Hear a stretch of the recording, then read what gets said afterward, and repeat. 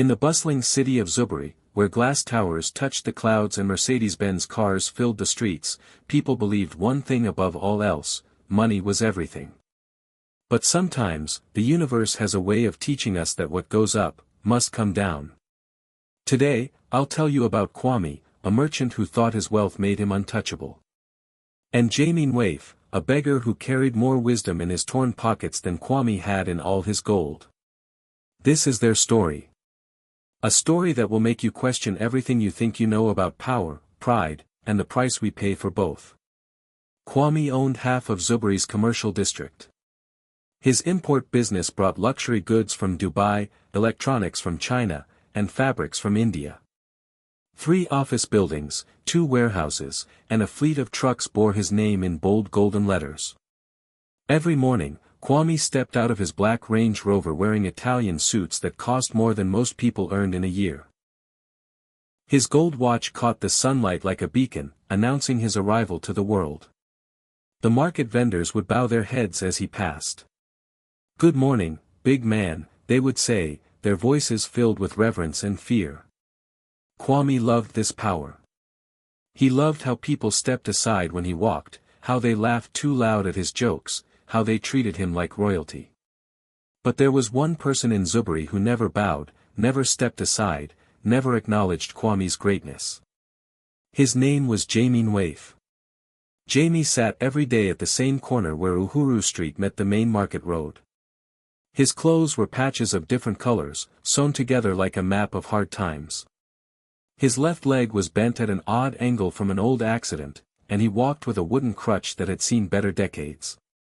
People dropped coins into his small metal bowl, but most looked through him as if he were invisible. To them, Jamie was just part of the street furniture. Something to step around, nothing to think about. But Jamie saw everything. He watched the young mothers hurrying to work, balancing babies on their backs and dreams in their hearts. He observed the old men playing dominoes under the baobab tree, their laughter echoing through the market square. And every day, he watched the Kwame parade through the market like a peacock showing off its feathers. Jamie never asked Kwame for money. Something in the beggar's quiet dignity irritated the wealthy merchant more than any insult could have. It was a Tuesday morning when Kwame first decided to put Jamie in his place. The merchant was walking toward his biggest warehouse, talking loudly on his phone about a $1,000,000 deal, when he noticed a crowd gathering near Jamie's corner. A small girl, maybe 8 years old, was crying.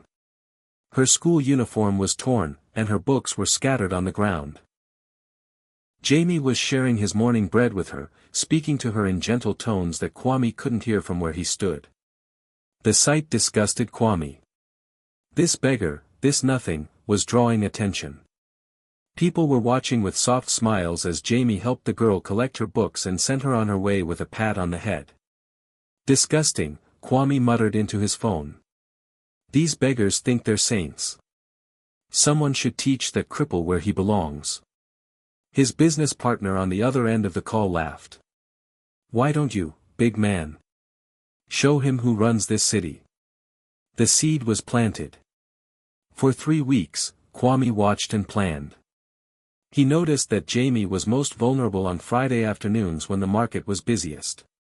That's when most people would witness whatever lesson Kwame decided to teach.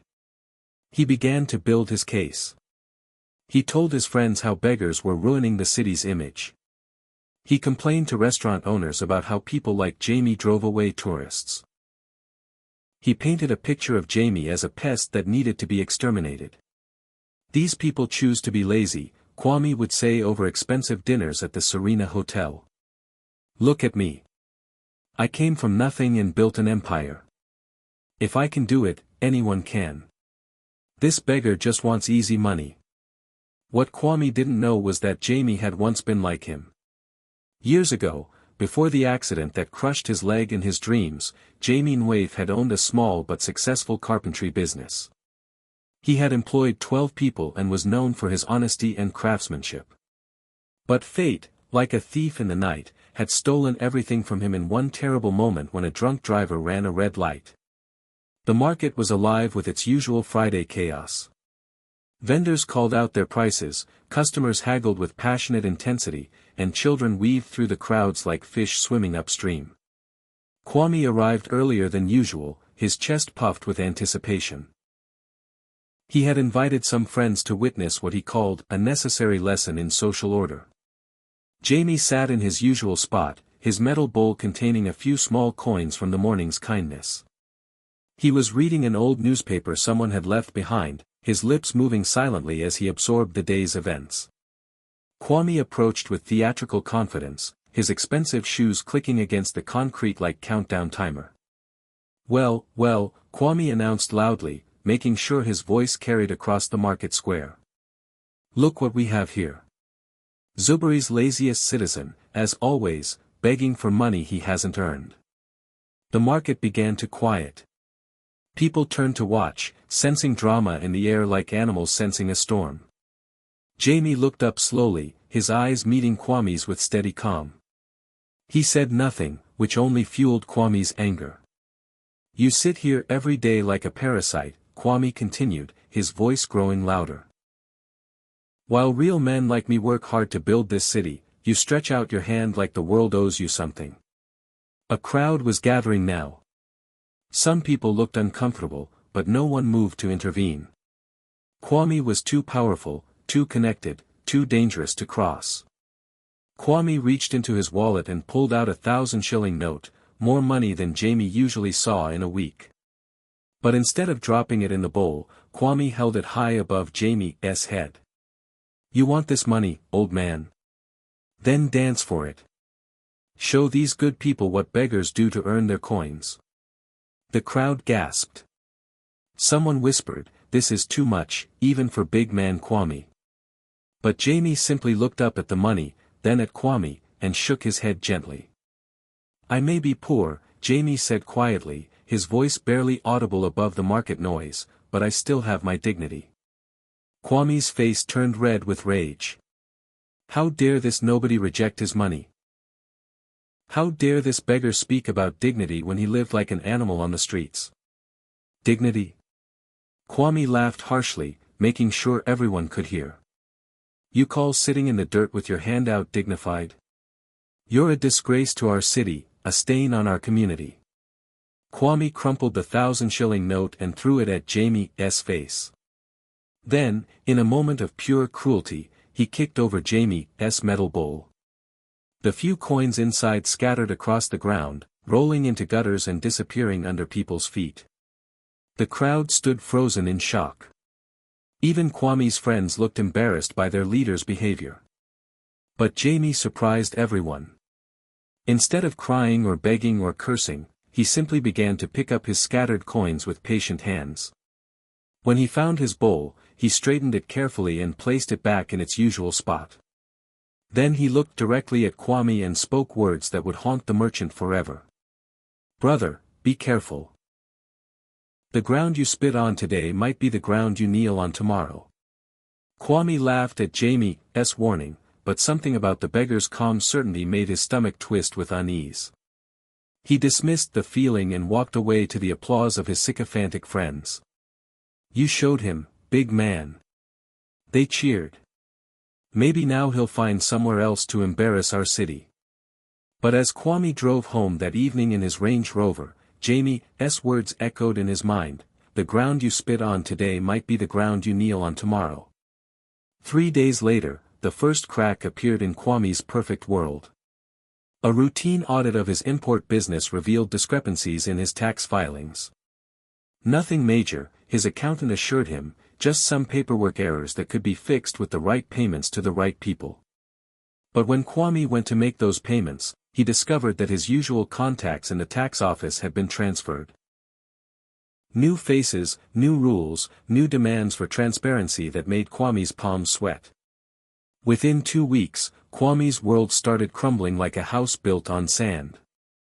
First came the discovery that his business partner in Dubai had been using their joint account to launder money for international criminals. Kwame's name was on every document, every transaction, every illegal transfer.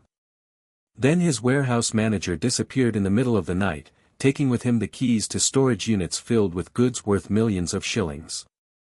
The banks called. The suppliers called. The government called.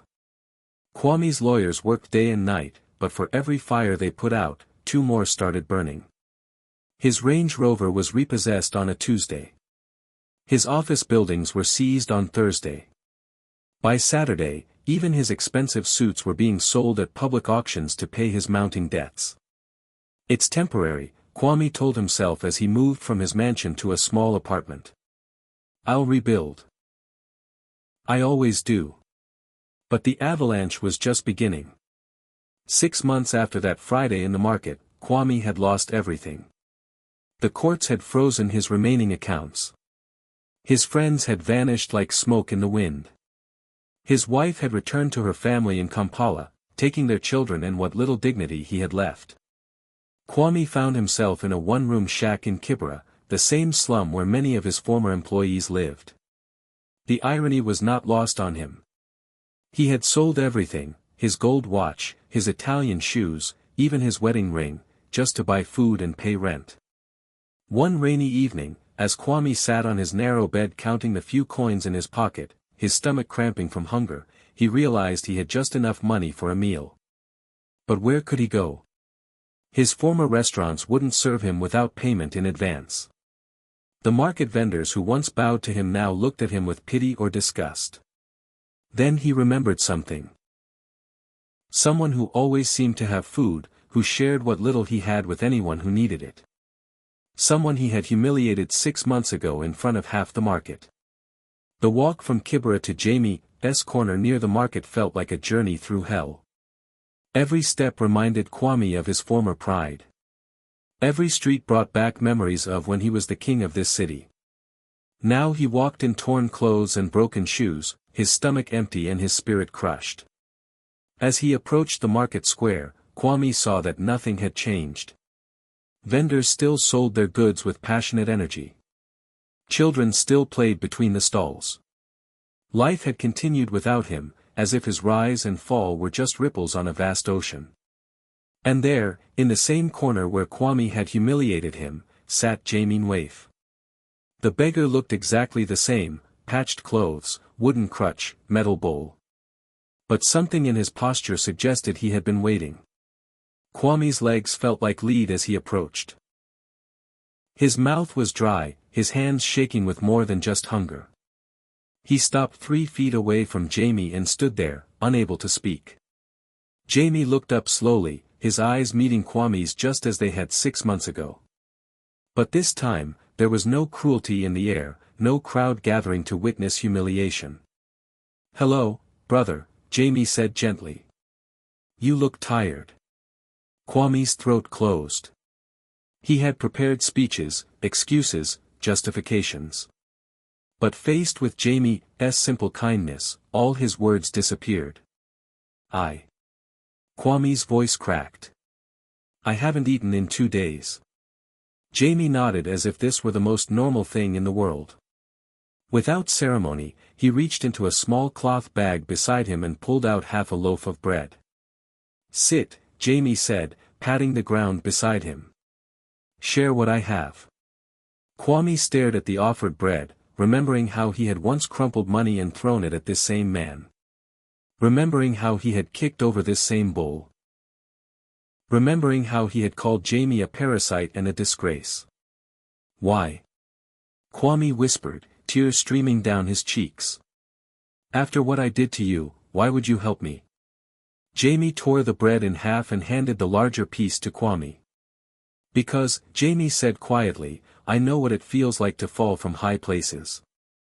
I know what it means to lose everything in one terrible moment." As they shared the simple meal, Jamie told Kwame his story.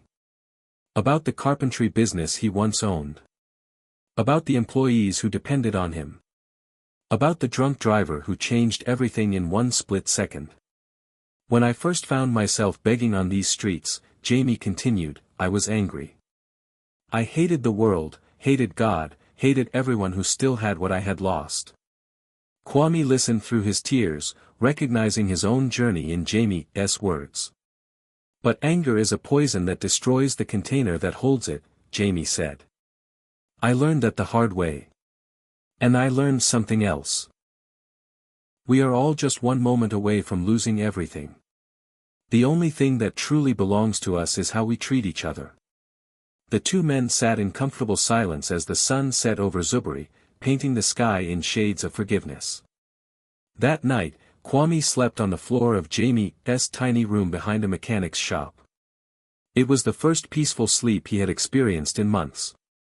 The next morning, Jamie introduced Kwame to a network of people that the former merchant had never known existed: street sweepers who shared their lunch, market vendors who offered day work, security guards who had space on their floors for those with nowhere else to go. "This is the real city," Jamie explained as they walked through neighborhoods that Kwame had driven past but never really seen. "These are the people who keep Zubri running while the big men take credit and count profits." Kwame began to work. First cleaning offices at night, then helping vendors carry goods, gradually rebuilding his life one small step at a time. But more than rebuilding his material world, Kwame was rebuilding his soul. He learned the names of the street children he had once ignored. He shared his meager meals with newcomers to the streets. He discovered that respect earned through kindness felt completely different from respect bought with money and fear. 6 months later, Kwame had saved enough to rent his own small room. But he continued to visit Jamie every day, and they continued to share whatever they had with whoever needed it. 2 years after his fall, Kwame had built a small but honest business repairing electronics for the market vendors. It wasn't glamorous, and it would never make him rich, but it fed him and allowed him to help others. Every Friday, he would sit beside Jamie at the same corner where he had once performed his cruel theater. But now they sat together, sharing food with hungry children, offering encouragement to struggling vendors, and providing a listening ear to anyone who needed it. One Friday afternoon, a young businessman in an expensive suit walked by, talking loudly on his phone about million-shilling deals. He looked at Kwame and Jamie with the same disgust that Kwame had once felt. "Disgusting," the young man muttered to his phone. "These beggars are ruining our city's image." Kwame started to stand, old anger flashing in his eyes. But Jamie placed a gentle hand on his arm. "Let him learn his own way, brother," Jamie said softly. "Some lessons can only be taught by life itself." Kwame settled back down, understanding flooding through him like sunrise. And so, dear friends, the story of Kwame and Jamie reminds us of truths that are as old as humanity itself. Wealth is not evil, but pride is poison. Success is not wrong, but arrogance is dangerous. We climb high on ladders that can be pulled away in an instant. In our modern world of social media and status symbols, we often forget that every person we encounter is fighting battles we know nothing about. The beggar on the street corner might have once owned the building beside him. The security guard might have once been the CEO. Life has a way of humbling the proud and lifting up the fallen. But more than that, life has a way of teaching us that our true wealth is not measured in our bank accounts but in our capacity for compassion. The ground we spit on today might indeed be the ground we kneel on tomorrow. But if we have treated others with kindness, we might find that the ground holds not shame, but the hands of friends ready to lift us up.